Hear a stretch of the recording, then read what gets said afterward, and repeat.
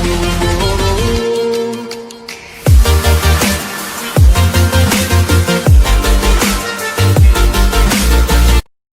दोस्तों, नमस्कार। आपके अपने चैनल हिंदी मिरर में मैं सुनीति त्यागी फिर से आपका स्वागत करती हूँ। कैसे हैं आप सब दोस्तों? आज का विषय भक्ति काल के सुप्रसिद्ध कवि तुलसीदास जी के बारे में है। आज हम उनके जीवन परिचय के साथ साथ उनकी रचनाओं के बारे में भी समझेंगे। यह विषय आपकी सभी परीक्षाओं के लिए अति महत्वपूर्ण है, इसलिए आप इस वीडियो को अंत तक जरूर देखना। दोस्तों, अगर आपने चैनल को अभी तक सब्सक्राइब नहीं किया है तो चैनल को सब्सक्राइब कर बेल आइकन क्लिक कर दें, जिससे आपको नई वीडियो के नोटिफिकेशन समय पर मिलते रहें।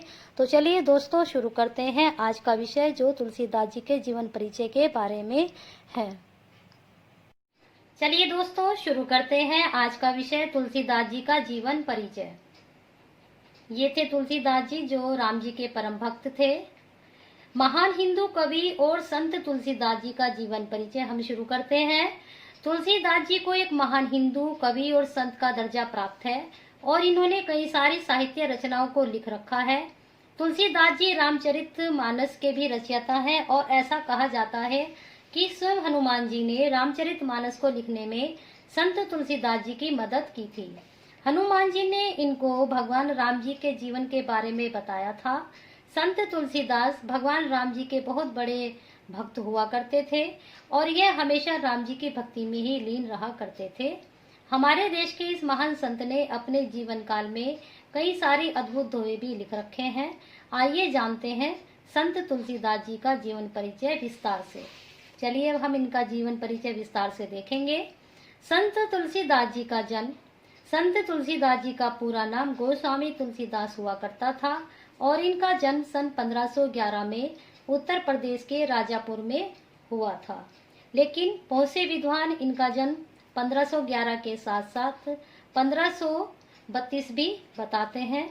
हालांकि इनके जन्म के वर्ष के और स्थान को लेकर कोई सटीक जानकारी नहीं है। इनके माता पिता का नाम हुलसी देवी और आत्माराम दुबे था। माता का नाम हुलसी और पिता का नाम आत्माराम दुबे था। इनका जन्म अशुभ नक्षत्रों के दौरान हुआ था, जिनकी वजह से यह अपने माता पिता के लिए अशुभ साबित हुए थे और इनके अशुभ होने के कारण इनके माता पिता ने इनको त्याग दिया था। जिसके बाद संत बाबा नरहरिदास ने इनका पालन पोषण किया था। इनको बाबा नरहरिदास ने ही विद्या दी थी। चलिए अब आगे चलते हैं। तुलसीदास जी बहुत बड़े विद्वान थे। ऐसा माना जाता है कि तुलसीदास को वेद, पुराण और उपनिषदों का ज्ञान था। साथ ही इनको अवधी और ब्रज भाषा भी बहुत अच्छे से आती थी। इन्होंने इन भाषाओं में ही अपनी रचनाओं को लिख रखा है। फिर आते हैं तुलसीदास जी के विवाह पर। तुलसीदास जी का विवाह 29 वर्ष की अवस्था में राजापुर के निकट स्थित यमुना के उस पार तुलसीदास जी का विवाह एक सुंदर कन्या रत्नावली के साथ हुआ था। गोना न होने की वजह से, गोना जो होता था वह शादी के बाद होता था, उस वक्त से कुछ समय के लिए काशी चले गए। काशी में रहकर हुए वेद वेदांत के अध्ययन में जुट गए। अचानक उनको अपनी पत्नी रत्नावली की याद सताई और वह व्याकुल यानी कि बेचैन होने लगे और अपने गुरु से आज्ञा लेकर राजापुर आ गए। उनका अभी गोना नहीं हुआ था तो उनकी पत्नी मायके में ही थी। अंधेरी रात में ही वह यमुना तैरकर अपनी पत्नी के कक्ष में पहुंच गए। उनकी पत्नी ने उन्हें लज्जा के भय से वापस जाने के लिए कहा। उनकी पत्नी रत्नावली स्वचरित एक दोहे के माध्यम से उनको शिक्षा भी प्रदान की। यह दोहा सुनने के बाद तुलसीराम से वह तुलसीदास बन गए। उनकी पत्नी ने जो दोहा उनको बोला था वह इस प्रकार है। अस्थि चर्म में दे यह तासो ऐसी प्रीति, नेकू जो होती राम से तो काहे भव भीत। उन्होंने कहा कि जितना प्रेम तुम्हें मेरी इस चर्म से है, अगर उतना ही प्रेम आपको राम जी से होता तो तुम्हें अब तक राम जी प्राप्त हो गए थे, यानी राम जी के दर्शन हो गए होते। यह दोहा सुनकर वे अपनी पत्नी का त्याग करके गांव चले गए और साधु बन गए। वहीं रहकर भगवान राम की कथा सुनाने लगे। उसके बाद 1582 में उन्होंने श्री रामचरितमानस को लिखना आरंभ किया, जो 2 वर्ष 7 महीने और 26 दिन में पूरा हुआ। चलिए अब आगे चलते हैं। तुलसीदास जी को लोकनायक तुलसीदास भी कहा जाता है। क्यों कहा जाता है? इसमें अलग अलग साहित्यकारों ने अपने मत दिए हैं। समन्वय को आधार बनाने वाले लोकनायक तुलसीदास ने अपने समय की जनता के हृदय की धड़कन को पहचाना और रामचरितमानस के रूप में समन्वय का अद्भुत आदर्श प्रस्तुत किया। डॉक्टर दुर्गा प्रसाद भी यह मानते हैं कि तुलसी ने एक हद तक समन्वय का मार्ग अपनाया है, लेकिन समन्वय को ही अपनाया है, समझौते को नहीं। उन्होंने जहां कहीं और जिस किसी भी रूप में लोक जीवन का मंगल करने वाली प्रवृत्ति दिखाई दी, उन्होंने उसका डटकर विरोध भी किया। इसी प्रकार आचार्य राम हजारी प्रसाद द्विवेदी ने भी अपने है उनके बारे में। महात्मा बुद्ध के बाद भारत के सबसे बड़े लोकनायक महात्मा तुलसीदास थे। वे युग सृष्टा के साथ युग दृष्टा भी थे। आचार्य हजारी प्रसाद द्विवेदी के अनुसार लोकनायक वही हो सकता है जो समन्वय कर सके। यह परिभाषा अधिकतर नेट के एग्जाम में पूछी जाती है, तो आप इसको ध्यान से देखना और समझना, क्योंकि भारतीय जनता में नाना प्रकार की परस्पर विरोधियां संस्कृतियां, साधनाएं, जातियां, आचार निष्ठा, विचार पद्धतियां प्रचलित हैं। बुद्धदेव समन्वयकारी थे, गीता में समन्वय की चेष्टा है, और तुलसीदास भी समन्वयकारी थे। इतनी सी पंक्ति पूछी जाती है कि यह कथन तुलसीदास जी के बारे में किसका है। चलिए अब आगे चलते हैं। अब हम उनके साहित्य परिचय के बारे में जानेंगे। तुलसीदास की समन्वयकारी प्रतिभा से साहित्य भी अछूता नहीं रहा। उन्होंने अपनी साहित्य साधना किसी एक प्रचलित शैली से नहीं की, बल्कि उस समय प्रचलित सभी काव्य शैली को अपनाकर साहित्य समन्वय पर उत्कृष्ट आदर्श प्रस्तुत किया। उन्होंने प्रबंध, मुक्तक और गीति आदि सभी काव्य शैलियों को अपनाया। उनका रामचरितमानस यदि श्रेष्ठ महाकाव्य है, तो विनय पत्रिका भी एक श्रेष्ठ मुक्तक रचना है। उन्होंने अपने समय में प्रचलित ब्रज, अवधी और संस्कृत भाषाओं को समन्वय अपने काव्य में इतनी सुंदर शैली में किया है कि वह न तो उनकी कृतियों के प्रभाव में बाधक बना और न ही भाषिक श्रृंगार का घातक ही। अवधि में रामचरितमानस उनकी साहित्य प्रतिभा की पराकाष्ठा है, तो ब्रज में गीतावली, दोहावली उनकी श्रेष्ठ कृतियां हैं। रामचरितमानस में उन्होंने इतने रचनात्मक कौशल के साथ संस्कृत और अवधी भाषाओं का सामंजस्य स्थापित किया कि देखते ही बनता है, और उनके काव्य में जहाँ एक और भाषा का साहित्य सौंदर्य दृष्टिगोचर होता है, वहीं पर एक उद्देश्यपूर्ण रचनाएं भी मिलती हैं। अब देखते हैं उनकी मुख्य रचनाएं। तुलसीदास द्वारा विरचित अनेक ग्रंथ विविध सूत्रों से उपलब्ध हुए हैं। ग्रियर्सन द्वारा स्थापित सूची सभी आलोचकों द्वारा स्वीकार कर ली गई है। इनके जो साहित्यकार ग्रियर्सन है, उन्होंने जो सूची बनाई है तुलसीदास जी की रचनाओं की, वह सभी ने स्वीकार कर ली है। इसमें 6 छोटे व 6 बड़े ग्रंथ हैं, जिसमें रामचरितमानस, जिसे हिंदी रामायण भी कहते हैं, इसे चौपाई में रचने के कारण कभी कभी चौपाई रामायण भी कहा जाता है। आचार्य शुक्ल ने अपने इतिहास में इनके 6 छोटे व 6 बड़े ग्रंथों का उल्लेख किया है। ग्रियर्सन ने भी 12 बताए हैं। आचार्य शुक्ल ने उनको अलग अलग में डिवाइड कर दिया। उन्होंने 6 छोटे में कर दिया और 6 बड़े ग्रंथ में कर दिया, जिसमें दोहावली, कविता रामायण, गीतावली, रामचरितमानस व विनय पत्रिका है। छोटे ग्रंथ उन्होंने बताए हैं रामलला नवछू, पार्वती मंगल, जानकी मंगल, रामाज्ञा प्रश्नावली, बरवे रामायण, वैराग्य संदीपनी और कृष्ण गीतावली। शिवसंग सरोज में 10 और ग्रंथ भी गिनाए गए हैं, जिसमें रामसतसई, संकटमोचन, हनुमद बाहुक, रामलज्ञा छंदावली, छपैया रामायण, कड़खा रामायण, रोला रामायण, झूला रामायण और कुंडलिया रामायण। किंतु वर्तमान में शुक्ल जी के 12 ग्रंथ ही सर्वमान्य है। उनका संक्षिप्त परिचय अब हम आगे दे रहे हैं।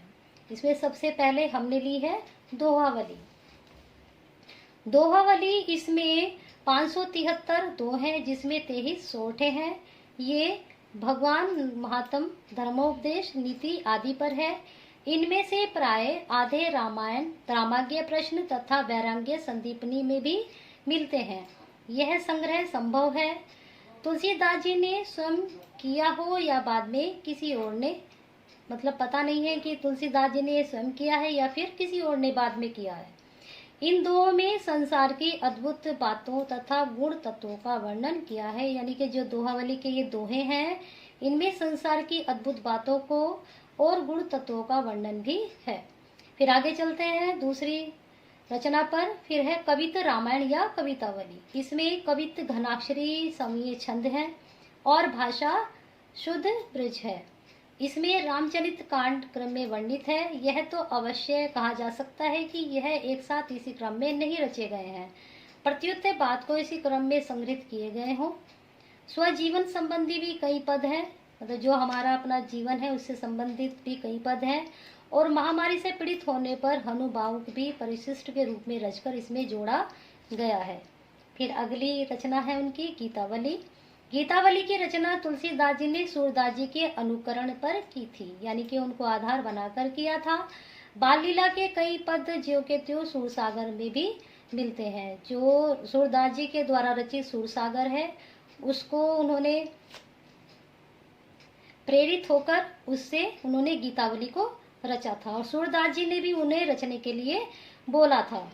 यह रचना राग रागनियों में है तथा 330 छंद है। इसमें कांड क्रम में रामचरित वर्णित है। यह शुद्ध ब्रज भाषा में है। यह कृष्ण भक्त कवियों की शैली पर वैसा ही मनोरम तथा सरल है। फिर आगे चलते हैं श्री रामचरितमानस पर, जो महाकाव्य है इनका। हिंदी में सभी दृष्टियों में सर्वोत्तम इस प्रबंध काव्य का प्रारंभ संवत 1623 में अयोध्या में हुआ। 7 खंडों बालकांड, अयोध्या कांड, अरण्य कांड, किष्किंध्या कांड, सुंदरकांड, लंका कांड, उत्तरकांड में राम कथा का विस्तार पूर्वक वर्णन है। ये जो कांड है इनका प्रश्न खासतौर से पूछा जाता है कि इसमें कितने कांड हैं और 5वें नंबर पर कौन सा कांड आता है, या फिर इनको सीक्वेंस से लगाइए कांड को। तो इस तरह से क्वेश्चंस कांड के बारे में जरूर आता है। वार्णिक में मात्रिक दोनों छंदों का प्रयोग किया गया है। यह ग्रंथ अवधि में है तथा विश्व की प्राय सभी भाषाओं में इसका अनुवाद किया गया है। सभी भाषाओं में अनुवाद होना ही इस महाकाव्य की उपलब्धि के बारे में दर्शाता है। फिर अगला रामाज्ञा प्रश्नावली इनकी रचना है। इसमें 49 दोहे। तुलसीदास ने इसे शकुन विचारने के लिए बनाया है। इसी बहाने रामचरित्र का वर्णन किया है। इसमें 7 सर्ग हैं। प्रत्येक सर्ग में 7-7 दोहों के 7-7 सप्तक है। इसमें बहुत से दोहे गोस्वामी जी के अन्य ग्रंथों से लिए गए हैं। 7वें सर्ग के अंतिम सप्तक में शकुन विचारने की विधि भी दी गई है। तो रामाज्ञा प्रश्नावली में 49 दोहे हैं। इसे शकुन विचारने के लिए बनाया है। इस बहाने उन्हें रामचरित्र का वर्णन किया है। 7 सर्ग हैं। प्रत्येक सर्ग में 7-7 दोह के 7-7 सप्तक भी हैं।